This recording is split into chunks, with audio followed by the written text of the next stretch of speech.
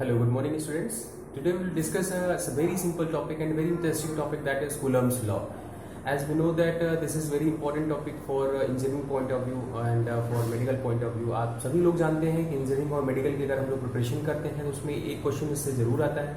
तो आज हमें देखना है कि हमारा जो कूलम्स लॉ होता है वो किस तरीके से काम करता है, उसका जो बेसिक प्रिंसिपल्स है वो क्या है, किस तरीके से चार्जेस जनरेट होते हैं and either this charges can be transfer from one point to another point. वो सारी चीजें हम लोग डिस्कस करेंगे. ठीक है बच्चों, तो this is very simple topic and we have to discuss each and everything what is the basic principles of this Coulomb's law, right. तो when we talking about Coulomb's law, तो इसके पीछे बहुत सारी हिस्ट्री है, उसको आज हम लोग जानने की कोशिश करते हैं कि जो कूलम्स लॉ है वो बेसिकली कहाँ से निकल के आता है.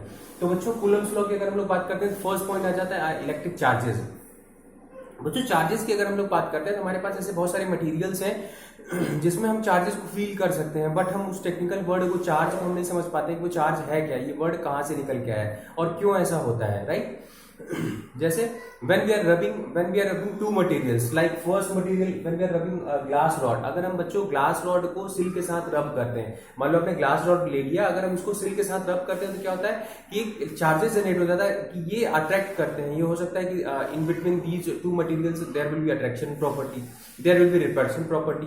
तो वो सारी चीजें हम लोग देखते हैं, राइट. अगर हम दूसरे उसकी बात करते हैं कि एबोनाइट की अगर रॉड ले लें, उसको हम कैट स्किन के साथ रब करते हैं तो उसमें भी क्या होता है कि in between two materials there will be attraction और repulsion force will be there, right. तो वो चीजें हमें देखना है कि ऐसा क्यों होता है, राइट. तो बच्चों फर्स्ट पॉइंट हमारा है कि व्हेन वी रब ग्लास रॉड विद सिल्क. अगर हम बच्चों ग्लास रॉड को सिल्क के साथ रब करते हैं, ग्लास रॉड आपने ले लिया, उसको सिल्क के साथ अगर आप रब करते हैं, then what happened, there will be electron in the atoms. Atoms के अंदर आपको पता है कि इलेक्ट्रॉन्स होते हैं, इलेक्ट्रॉन्स उसके आउटर सेल में रोटेट करते रहते हैं.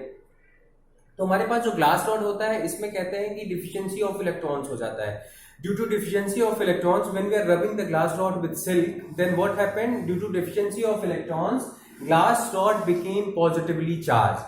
इसमें क्या होता है, ये पॉजिटिवली चार्ज हो जाता है.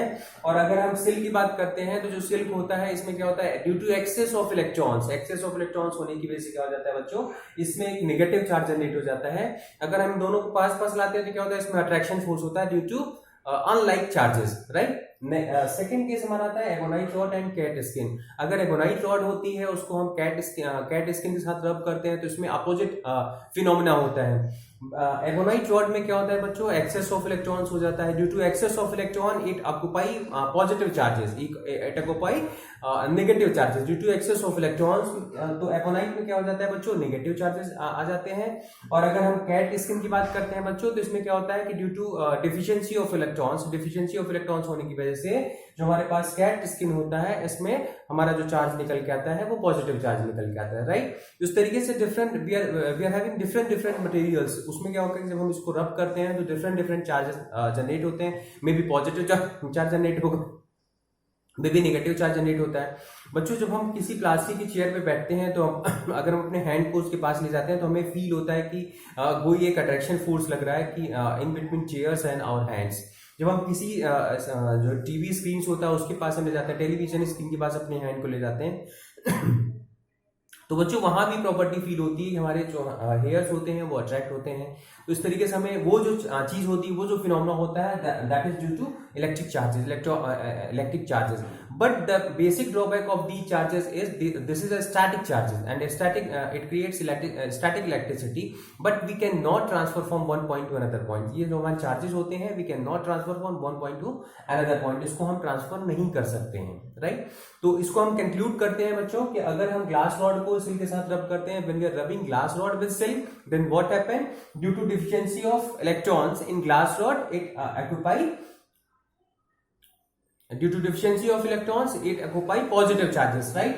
And in silk, due to excess of electrons it occupy negative charges. But in ebonite rod में क्या हो जाता है बच्चों कि due to excess of electrons it occupy negative charges, and in case of cat skin cat skin में क्या होता है, due to deficiency of electrons, इसमें इलेक्ट्रॉन की डेफिशिएंसी हो जाती है, इससे इसमें क्या हो जाता है, पॉजिटिव चार्ज होता है। तो एक दूसरे के अपोजिट है।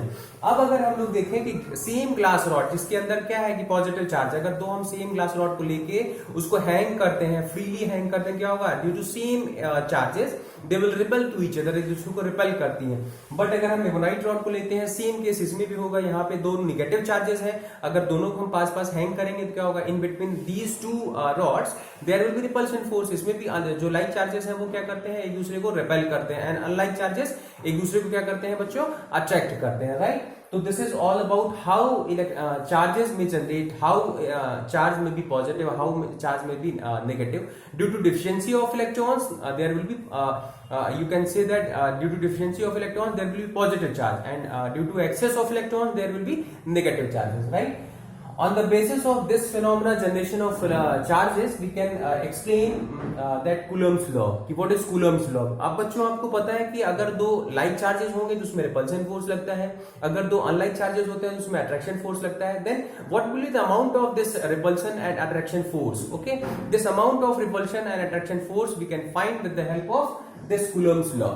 तो अगर हम लोग दो चार्जेस ले लेते हैं, सपोज करो कि दैट में बी लाइक चार्जेस, दैट में बी अनलाइक चार्जेस, राइट। तो सपोज अगर हमने क्या किया कि एक पॉजिटिव चार्ज ले लिया, एक नेगेटिव चार्ज ले लिया, अगर ये दो चार्जेस हम लेते हैं तो इसके बीच में क्या होगा, if they are unlike charges then there will be attraction force, if these charges are like charges then there will be repulsion force, right. तो ये हमने ले लिया, इनके बीच की जो डिस्टेंस है that will B, let us assume that the distance between two charges is small r, हमने स्मॉल r डिस्टेंस ले लिया।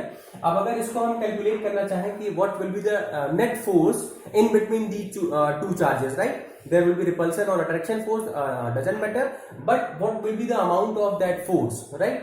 So according to Coulomb's law states that the force will be directly proportional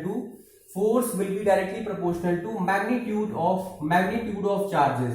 ये हमारे पास जो magnitudes हैं, जो हमने Q1 Q2 ले रखा है, हमारे पास दो अनलाइक चार्जेस हैं, तो इनके जो मैग्नीट्यूड का प्रोडक्शन होगा वो दोनों क्या होंगे, वो that will be proportional to the applied force. This is first equation according to Coulomb's law.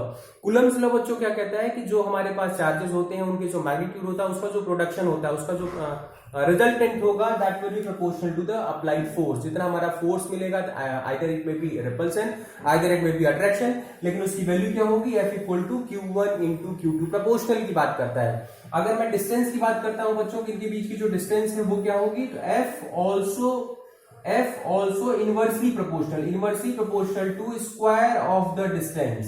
जो दो चार्जेस हैं इनके बीच का जो डिस्टेंस है इसके 1/r स्क्वायर के प्रोपोर्शनल में होता है जो हमारे पास फोर्स होता है, चाहे वो अट्रैक्शन हो चाहे वो रिपल्सन हो। This is the second equation of Coulomb's law. अगर बच्चों इन दोनों का मर्ज कर देते हैं तो हमारे पास एक रिजल्टेंट इक्वेशन निकल के आएगी। तो अगर हम F की बात करते हैं फाइनली, तो F इक्वल टू क्या निकल के आएगा, Q1 Q2 upon r square. This is basically resultant of Coulomb's law. अब अगर बच्चों आपको पता है कि प्रोपोर्शनलिटी की अगर हम लोग बात करते हैं तो एक कांस्टेंट को अगर हम रिप्लेस कर दें तो प्रोपोर्शनलिटी साइन इक्वल में कन्वर्ट हो जाता है, राइट। तो यहां अगर हम लोग इसको देखें कि अगर हम प्रोपोर्शनलिटी को हटाना चाहें तो हम इसको और सिंपल वे में लिख सकते हैं, F equal to 1/4 pi epsilon not Q1 Q2 upon r square. तो बच्चों this is nothing but it is known as Coulomb's law. ये क्या कहता है कि हमारा कूलम्स लॉ, अगर किसी दो लाइक चार्जेस या अनलाइक चार्जेस के बीच में अगर अट्रैक्शन फोर्स आपको निकालना है, अगर रिपल्सन फोर्स निकालना है, then we have to apply this simple formula. We have to apply this simple formula where this is constant. This is the constant. इसकी वैल्यू जो होती है वो किस पर डिपेंड करती है, the value will be 9 into 10 to the power 9. This is basically nothing but it is a constant and we have to remember that value 9 into 10 power 9. So this is all about Coulomb's law. This is very important topic. आप किसी engineering के entrance की बात करते हैं, medical के entrance की बात करते हैं तो वहां पे ये क्वेश्चन जरूर पूछे जाते हैं। आपको बच्चों पता है कि कंपटीशन इतना बढ़ गया है कि आपको अगर इंजीनियरिंग की हम लोग बात करें या मेडिकल की बात करते हैं तो around 1 year approx 15 lakh students will appear in for engineering test के लिए लगभग 15 लाख से 20 लाख बच्चे बैठते हैं और उसमें जो टोटल सीट्स हैं वो अगर हम आईआईटी की बात करते हैं तो अराउंड 10,000 है 10,000 कंपटीशंस के लिए जो बच्चे बैठ रहे हैं वो 15 to 20 लैक्स बैठते हैं। अगर हम लोग मेडिकल की बात करते हैं और नंबर ऑफ इंजीनियरिंग कॉलेजेस की अगर हम आईआईटी की बात करते हैं तो अराउंड 33 आईआईटीज हैं। एनआईटीज की बात करते हैं तो अराउंड 45 एनआईटीज हैं जो नेशनल इंस्टीट्यूट ऑफ टेक्नोलॉजी कहलाती हैं और फिर अदर हमारे deemed universities and government colleges आ जाते हैं। तो सीट्स लिमिटेड होती हैं। अगर हम क्रीमी लेयर की बात करते हैं तो हमारे पास IITs NITs and third categories government universities आती हैं।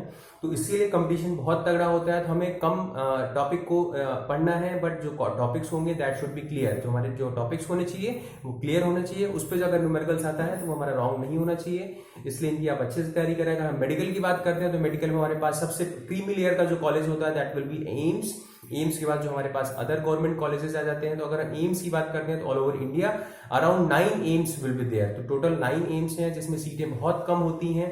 तो इसलिए वहां भी कंपटीशन बहुत तगड़ा होता है। तो हमें फिजिक्स और केमिस्ट्री की अगर हम लोग बात करते हैं बच्चों तो फिजिक्स और केमिस्ट्री को अगर आप एक स्ट्रेटजी बना के तैयारी करते हैं तो देन कुछ ऐसे टॉपिक्स हैं जिसमें आप इजी वे में क्वेश्चंस को सॉल्व कर सकते हैं and this is one of them easy topic right. So please do questions and be practice and I hope you will like this video and please subscribe my channel so that you can get updated knowledge and updated video. Okay, thank you, have a nice day.